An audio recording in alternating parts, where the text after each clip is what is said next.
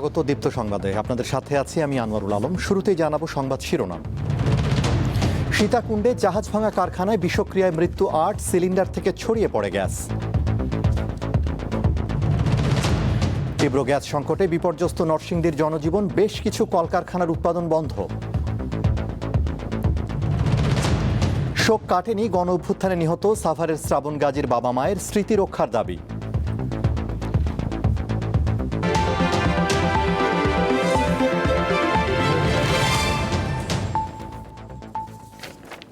বিস্তারিত। শুরুতেই কেওয়াই স্টিল চট্টগ্রাম সংবাদ।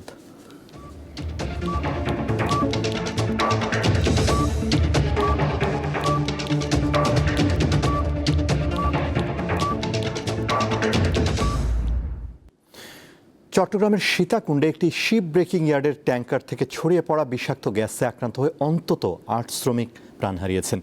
এ ঘটনায় অসুস্থ হয়ে পড়েন আরও কয়েকজন। শুক্রবার সকালে ফেরদৌস স্টিল শিপ ব্রেকিং ইয়ার্ডে এই দুর্ঘটনা ঘটে। প্রতিষ্ঠানের ব্যবস্থাপনা পরিচালক জানান, ইয়ার্ডের সেফটি টিম প্রথমে একটি ট্যাঙ্ক থেকে গ্যাস নির্গমন হতে দেখেন। লিকেজটি পরীক্ষা করতে গিয়ে অসুস্থ হন সেফটি টিমের সদস্যরা। তাদের উদ্ধার করে চট্টগ্রাম মেডিকেল কলেজ হাসপাতালে নেওয়া হলে কর্তব্যরত চিকিৎসক ৫ জনকে মৃত ঘোষণা করেন। পরে চিকিৎসাধীন অবস্থায় আরও ৩ জন মারা যান। ঘটনার তদন্ত শুরু করেছেন কারখানা ও প্রতিষ্ঠান পরিদর্শন অধিদপ্তরের কর্মকর্তারা। তীব্র গ্যাস সংকটে বিপর্যস্ত নরসিংদীর জনজীবন। পরিবহন, বাসাবাড়ি থেকে শুরু করে শিল্প কারখানায় দেখা দিয়েছে গ্যাস সংকট। এরই মধ্যে গ্যাসের অভাবে বন্ধ হয়ে গেছে তৈরি পোশাক সহ বেশ কিছু কলকারখানার উৎপাদন। এতে উৎকণ্ঠার অসন্তোষ দেখা দিয়েছে সাধারণ মানুষের মাঝে। বাসাবাড়িতে গ্যাস নেই, তাই দিনের বেশিরভাগ সময় জ্বলছে না চুলা। সঠিক সময়ে রান্না করতে না পেরে দুর্ভোগ পোহাতে হচ্ছে বেশিরভাগ মানুষের। এই চিত্র নরসিংদী জেলার। গ্যাস তো থাকে না, গ্যাস আসে 3টা বা 2টার পরে গ্যাস একটু পাওয়া যায়। সমস্যার কারণে আমার বাচ্চারা আমি ঠিক মতো খাবার দাবার করে খাওয়াতে পারতেছি না। শুধু বাসাবাড়ি নয়, সিএনজি ফিলিং স্টেশনগুলোর অবস্থাও খারাপ। গাড়ির দীর্ঘ সারি থাকায় ভোগান্তিতে পড়েছেন চালকরা। 5 ঘন্টা হয়েছে বলছি গ্যাসের লেগা, কিন্তু আমরা এখন যদি কাজ করবো কি, ছেলে মেয়ে চালামো কি, সংসার চলবো কেমনে? এছাড়া গ্যাস সংকটে ব্যাহত হচ্ছে বেশিরভাগ কলকারখানার উৎপাদন। এতে সীমাহীন দুর্ভোগে কারখানার মালিক ও শ্রমিকরা। ফ্যাক্টরি তো বন্ধ, অচল, মাল নিচ্ছে না, ডাইং বন্ধ। বিদ্যুৎ আসতে তো গ্যাস নাই, গ্যাস আসে তো বিদ্যুৎ নাই। গ্যাসের কারণে মিল মেশিন বন্ধ থাকে, মিল বন্ধ হয়ে যায়, তাইলে আমগো সংসার আমরা চালাইতে অনেক অসুবিধা হয়ে যায়। দেশের কাপড়ের চাহিদার প্রায় 70% আসে নরসিংদীর তৈরি কাপড় থেকে। জেলার টেক্সটাইল, ডাইং ও স্পিনিং মিলের সংখ্যা 3000-এর বেশি। বিদ্যুৎ বিপর্যয় ও গ্যাস সংকটে উৎকণ্ঠায় ব্যবসায়ীরা। আমার ডাইং প্রিন্টিং মিলসের ভিতর প্রায় আজকে 2 সপ্তাহ যাবত গ্যাসের কোনো চাপ পাচ্ছে না, স্বল্প চাপ, যা দিয়ে আমরা প্রোডাকশন করতে পারতেছি না। যেখানে পূর্বে গ্যাস এখানে আমাদের ইনএস ছিল 30 PSI থেকে 25 PSI এবং আমরা জেনারেটরগুলো চালাই 15 PSI তে, সেইখানে আমরা পাচ্ছি এখন ইনে 30-এর জায়গায় 3। তিতাস কর্তৃপক্ষ জানিয়েছে, বর্তমানে জেলার চাহিদার তুলনায় অর্ধেক গ্যাস সরবরাহ রয়েছে।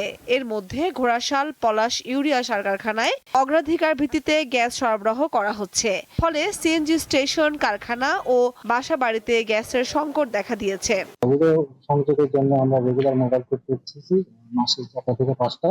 এটা যে আমি যতটুকু জানি যে বাড়ি থেকে স্টাফরা আসছেন, মহাসড়কে কাজ করছেন, আশা করি দ্রুত এটা সংকটটা সমাধান হয়। তিনি জানান, মহেশখালীর ভাসমান এলএনজি টার্মিনালের কারিগরি সমস্যার সমাধান হলে কেটে যাবে গ্যাস সংকট।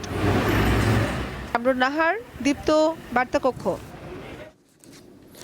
এদিকে গ্যাস সংকট দেখা দিয়েছে ব্রাহ্মণবাড়িয়ার ফিলিং স্টেশনগুলোতে। বৃহস্পতিবার রাত থেকে ফিলিং স্টেশনগুলোতে গ্যাস সরবরাহ বন্ধ রয়েছে।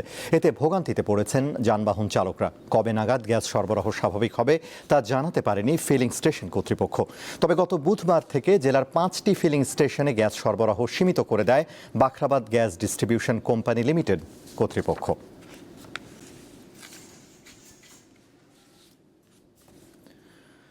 2024 সালের গণ অভ্যুত্থানে নিহত সাভারের শ্রাবণ গাজীর পরিবারে এখনও কাটেনি শোক। মালয়েশিয়ায় সফটওয়্যার ইঞ্জিনিয়ারিং পড়া শ্রাবণ দেশে ফিরে অংশ নেন বৈষম্য বিরোধী ছাত্র আন্দোলনে। এক পর্যায়ে গুলিবিদ্ধ হয়ে মারা যান তিনি। শ্রাবণ গাজীর স্মৃতি রক্ষায় কোনো সড়ক বা স্থাপনার নামকরণের দাবি তার পরিবারের।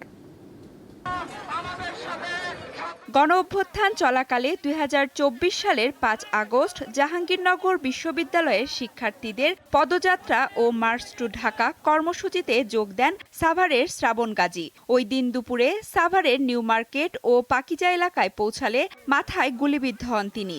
এতে ঘটনাস্থলেই মৃত্যু হয় তার। ছেলেকে হারিয়ে আজও থামেনি তার বাবা মায়ের আহাজারি। সন্তানের স্মৃতি ধরে রাখতে শ্রাবণের নামে একটি রাস্তা বা সরকারি স্থাপনা নামকরণের দাবি তার পরিবারের। আমার ছেলে শহীদ হয়েছে, এ তো প্রায় 2 বছর হতে যাচ্ছে, আর 4-5 দিন পরে হয়তো 2 বছর হয়ে যাবে। এই 2 বছরের ভিতরে আমরা সেরকম কিছুই পাইলাম না, কারণ তাদের স্থায়ীভাবে কোথাও একটা স্মৃতি করে রাখবেন সেই ধরনের কিছু একটা আজ পর্যন্ত হলো না। আশায় ছিলাম যে সরকার ক্ষমতায় আছে, আমাদের সন্তানের বিচার হইব, কিন্তু আমাদের তো বিচার তো দূরের কথা, আমাদের মামলার কোনো নামই নাই। আর তারপর আশায় ছিলাম যে সন্তানরা তো আর পাবো না, যে সন্তানের বিচারটা যদি আমরা দেখা যাইতে পারতাম, তারপর আত্মার মধ্যে একটু শান্তি পাইতাম। 2টা বছর পার হয়ে গেছে, কোনো কিছু দেয় না। গণ অভ্যুত্থানের 2 বছর পেরিয়ে গেছে, কিন্তু শ্রাবণ গাজীর পরিবারের সবাই যেন থমকে আছে। সন্তান হারানোর শোক আর বিচারের অপেক্ষায় দিন কাটে তার স্বজনরা। সঞ্জিদা স্নিগ্ধা, দীপ্ত, বার্তা কক্ষ।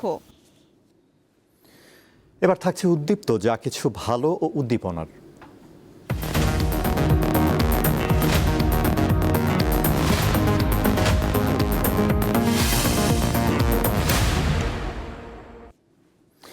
নীলফামারীর জলঢাকায় কফি চাষ করে সফলতা পেয়েছেন নারী উদ্যোক্তা খাদিজা বেগম।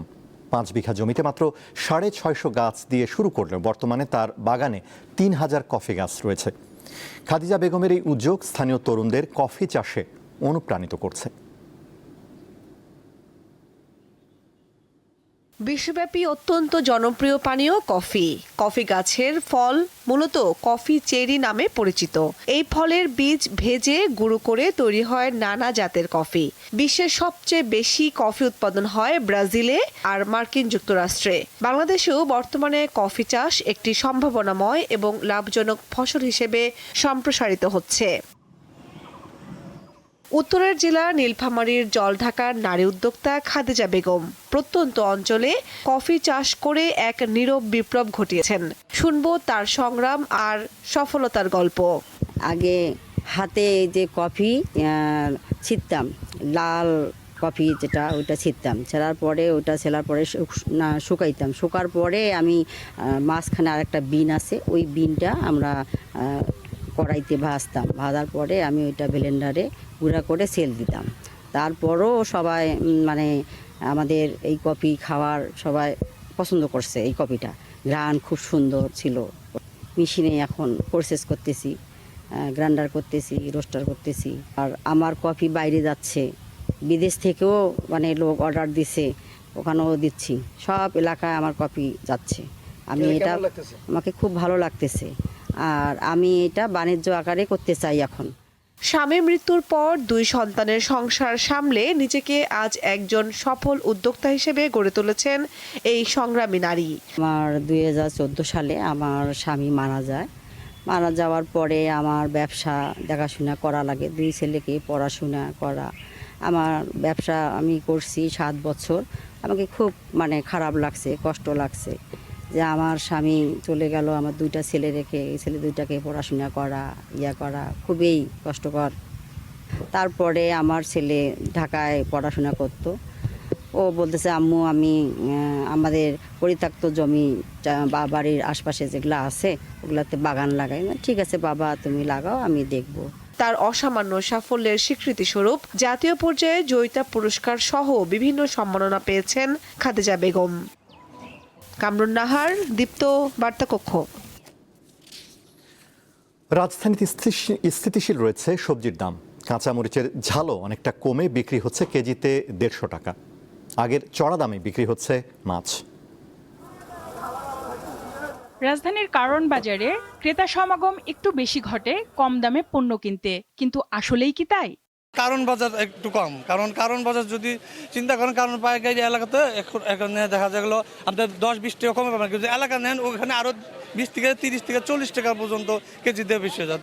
এই ক্রেতার মতো অনেকেই আসেন শুক্রবার ছুটির দিনে বাজার করতে। তবে দাম নিয়ে সন্তুষ্টি কি সবার মধ্যে রয়েছে? টাকা তো একই, বাজেট তো একই আছে, কিন্তু হলো যে আমরা বাজার করতে যখন আসি তখন টাকা কুলায় না আর কি। সবজির কথা যদি বলতে হয়, তবে মৌসুমে যা পাওয়া যাচ্ছে সেগুলোর বেশিরভাগের দাম 60 থেকে 80 টাকার ঘরে, যেমন করলা, মুখী কচু, পটল কিংবা ঢেঁড়স। সেঞ্চুরি হাঁকিয়েছে বেগুন ও বরবটি। পেঁপে আছে 30 টাকা, পটল আছে 60 টাকা, আপনার গোল বেগুন 120 টাকা, আপনার ওই কাঁকরোল 60 টাকা, উস্তা 80 টাকা, ছড়া 60 টাকা, ভেন্ডি 40 টাকা, শসা আজকে একটু বাড়তে 80 টাকা। চাল, ডাল ও তেলের মূল্য এখনও স্থিতিশীল রয়েছে। অন্যান্য চাল ডাল যা আছে ওগুলো মোটামুটি আলহামদুলিল্লাহ দাম আছে, তেলটাও দাম বাড়ে নাই, ওইভাবে আছে। এই সপ্তাহে আদার দাম কিছুটা কমলেও পেঁয়াজ রসুনের দামে বড় কোনো পরিবর্তন নেই। আদার দাম একটু কম আর কি, 20 টাকা কমছে। গত সপ্তাহ আসলে 180, এই সপ্তাহ হয়েছে 150-60 এরকম বেচতে আছে। আর পেঁয়াজ আছে 50 টাকা, গত সপ্তাহ 50 টাকা ছিল, সেম আছে। রসুনের দামও কমে নাই, রসুনের দাম গত সপ্তাহ যেরকম এই সপ্তাহ এরকমই আছে। সরবরাহ কম থাকায় সব ধরনের মাছই বিক্রি হচ্ছে চড়া দামে। প্রতি কেজি ইলিশ কিনতে গুনতে হচ্ছে সর্বোচ্চ 2400 টাকা পর্যন্ত। বর্তমানে যে মাছের দাম এটা অধিক বেশি। আমি এই যে ইলিশ মাছ নিছি, মানে যেই মাছ হয়তো 1000-1200 টাকা, সেই মাছ এখন 2800-3000 টাকা কেজি। কই মাছ, পাঙ্গাস মাছ, তারপরে মানে তেলাপিয়া মাছ, এইটার কেজি 30 টাকা বেশি। 1 কেজির উপরে মাছ এটি বেচতে আছে 2400, এটি বেচতে আছে 2000। বাজারে এ সপ্তাহে গরুর মাংস বিক্রি হচ্ছে প্রতি কেজি 800 ও খাসির মাংস 1250 টাকায়। সঞ্জিতা প্লাবনী, দীপ্ত সংবাদ, ঢাকা। মজুরি বৃদ্ধির দাবিতে মৌলভীবাজারের কুলাউড়ায় বিক্ষোভ সমাবেশ করেছে চা শ্রমিক ট্রেড ইউনিয়ন কেন্দ্র। মাত্র 9 টাকা মজুরি বৃদ্ধির গেজেট বাতিল করে সর্বনিম্ন 500 টাকা নির্ধারণের দাবি জানান শ্রমিকরা। শুক্রবার আয়োজিত সমাবেশে বক্তারা বলেন, বর্তমানে চা শ্রমিকদের দৈনিক মজুরি মাত্র 187 টাকা। দ্রব্যমূল্যের ঊর্ধ্বগতির মধ্যে এই মজুরি দিয়ে শ্রমিকদের জীবনযাপন কঠিন হয়ে পড়েছে। তাই দৈনিক 500 টাকা মজুরি নির্ধারণের দাবি জানান তারা। চা শ্রমিক সহ সংগঠনের অন্যান্য নেতাকর্মীরা সমাবেশে ছিলেন।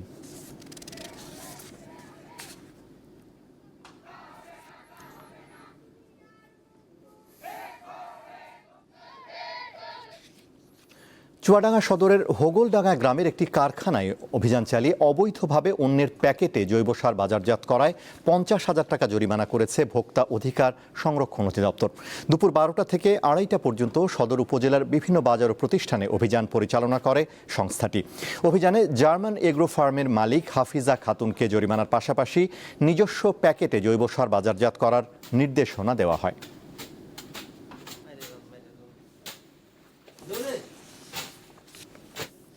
পটুয়াখালীর কলাপাড়ায় মাহিন নামের এক মালয়েশিয়া প্রবাসীর বাড়িতে দুর্ধর্ষ ডাকাতির ঘটনা ঘটেছে। এতে একজন গুলিবিদ্ধ সহ আহত হয়েছেন 3 জন। শুক্রবার ভোর রাতে উপজেলার টিয়াখালী ইউনিয়নের পশ্চিম বাদুরতলী গ্রামে এ ঘটনা ঘটে। ওই প্রবাসী মাহিনের স্ত্রী জানান, রাতে 5 থেকে 6 জনের ডাকাত দল জানালার গ্রিল কেটে ঘরে প্রবেশ করে। পরে তাদের হাত পা বেঁধে মারধর করে এবং তার পুত্রবধূকে ধর্ষণ করার চেষ্টা চালায়। এ সময় তার ছেলে নাইম বাধা দিলে তার পায়ে গুলি করে। এছাড়া শিশু সন্তান তাসফির মাথায় পিস্তল ঠেকিয়ে 25 ভরি স্বর্ণালংকার, প্রায় 2 লাখ টাকা ও একটি আইফোন নিয়ে চলে যায় ডাকাত দল। দুষ্কৃতকারীদের গ্রেফতারের চেষ্টা চলছে বলে জানিয়েছে পুলিশ।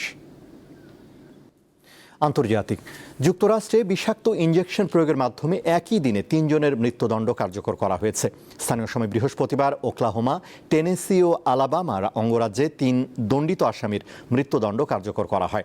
2010 সালের পর এটি যুক্তরাষ্ট্রে একই দিনে 3 জনের মৃত্যুদণ্ড কার্যকরের প্রথম ঘটনা। এর মধ্য দিয়ে চলতি বছর যুক্তরাষ্ট্রের 22 আসামির মৃত্যুদণ্ড কার্যকর হলো। এতে করে দেশটিতে মৃত্যুদণ্ড দেয়া এবং তা কার্যকরে প্রাণঘাতী ইঞ্জেকশনের ব্যবহার নিয়ে পুরনো বিতর্ক আবারও সামনে এলো। দেশটির 50টি অঙ্গরাজ্যের মধ্যে 23টিতে এরই মধ্যে মৃত্যুদণ্ড প্রথা বিলুপ্ত। এছাড়া ক্যালিফোর্নিয়া, ওরেগন ও পেনসিলভানিয়ায় এ দণ্ড কার্যকর করার উপর সাময়িক স্থগিতাদেশ জারি রয়েছে। অন্যদিকে মৃত্যুদণ্ড কার্যকর করার ক্ষেত্রে বিষাক্ত নাইট্রোজেন গ্যাসের ব্যবহারকে নিষ্ঠুর এবং অমানবিক পদ্ধতি হিসেবে আখ্যায়িত করে নিন্দা জানিয়ে আসছে জাতিসংঘ।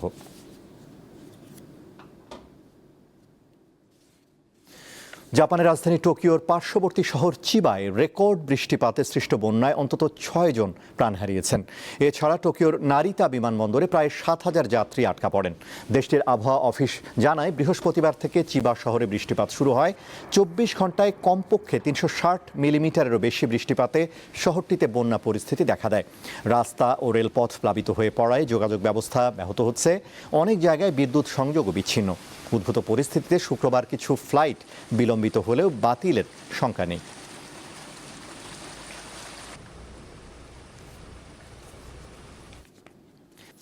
শেষ করব দীপ্ত সংবাদ, তার আগে সংবাদ শিরোনামগুলো জানাবো আরও একবার। সীতাকুণ্ডে জাহাজ ভাঙা কারখানায় বিষক্রিয়ায় মৃত্যু 8, সিলিন্ডার থেকে ছড়িয়ে পড়ে গ্যাস। তীব্র গ্যাস সংকটে বিপর্যস্ত নরসিংদীর জনজীবন, বেশ কিছু কলকারখানার উৎপাদন বন্ধ। শোক কাটেনি গণ অভ্যুত্থানে নিহত সাভারের শ্রাবণ গাজীর বাবা মায়ের, স্মৃতি রক্ষার দাবি।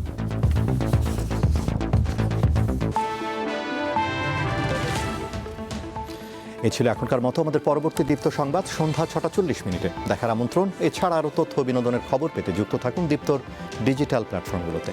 ধন্যবাদ।